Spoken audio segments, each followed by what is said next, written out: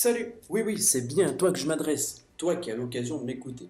J'aimerais te dire quelque chose de fondamental pour ta vie. Dieu existe, mais plus encore, Dieu t'aime. Vous avez sûrement déjà vu cette publicité où on voit du chocolat tomber sur un champ de maïs. Et nous avons tous retenu cette phrase et paf, ça fait des chocs à pic. Croire que Dieu n'existe pas reviendrait à croire qu'il y a eu un jour une explosion dans une usine de briques et paf, ça fait des maisons.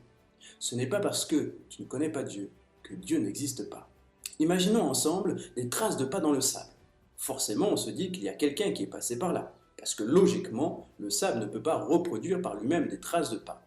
Nous aimons tous se poser la question d'où nous venons, et nous cherchons logiquement un retour en arrière. On se pose la question, l'évolution, la création. Finalement, nous arrivons à l'univers et nous restons là avec cette notion d'infinité.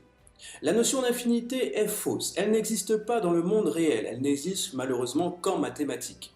Donc l'univers a une fin. Et si à la place de l'univers, il n'y avait rien?